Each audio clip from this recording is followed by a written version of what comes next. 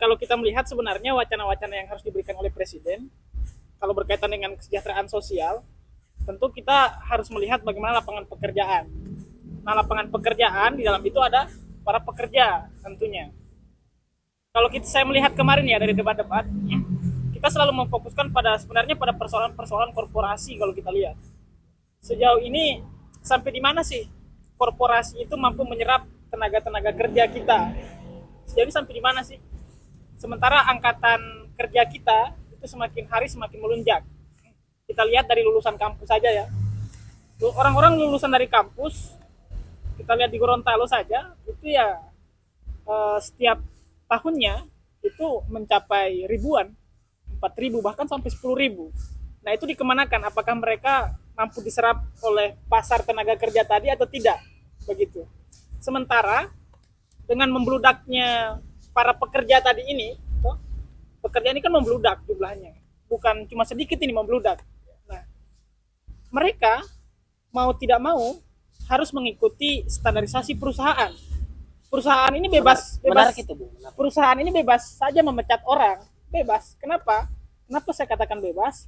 Karena kalau misalkan mereka dipecat, tentu masih banyak orang-orang dari golongan pekerja yang jumlahnya banyak tadi itu bisa direkrut untuk masuk ke dalam. Benar.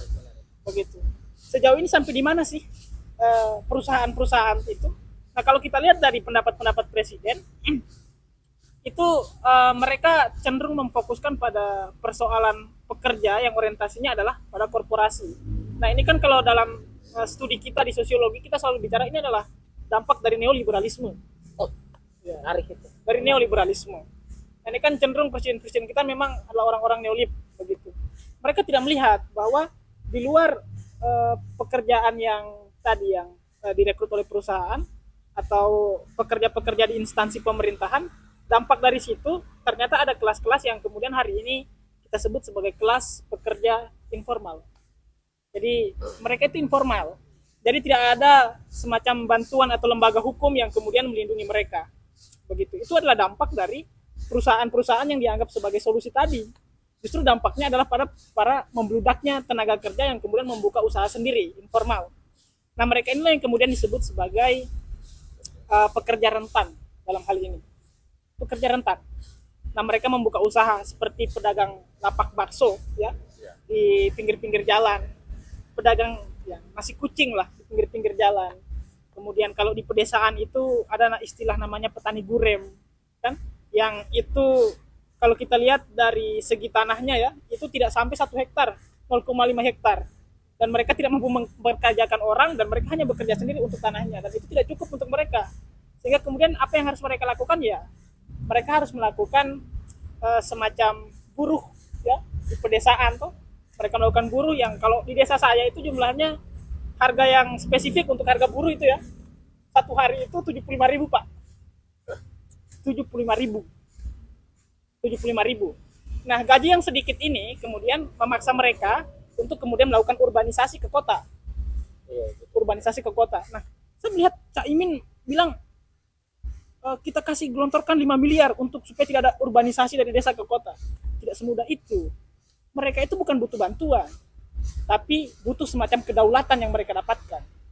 Artinya memang harus ada yang secara langsung, jangan sampai ini dana ini potong-potong terus sampai dengan ke bawah kan. Ini bukan tentang persoalan 5 miliar tadi, tetapi kedaulatan yang mereka dapatkan. Sehingga kalau kita lihat, kebanyakan orang kota itu justru berasal dari desa.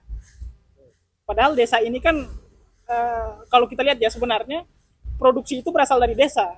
Produksi apapun itu berasal dari desa, tapi kenapa misalkan justru mereka yang memproduksi, tapi mereka yang lemah dalam hal ini. Begitu. Saya pikir itu dulu kalau kita lihat sebenarnya luas sekali kita cakupan bicara tentang kelas pekerja. Kelas pekerja itu kalau kita lihat sekarang Bung sampai 143 juta jiwa. Itu kalau dari 143 juta jiwa artinya sekitar 90% masyarakat Indonesia itu memang kelas pekerja dan kita akan menghadapi yang katanya emas 2045 dengan sekarang itu kan masih fase-fasenya. Mau dikemanakan ini angkatan kerja ini?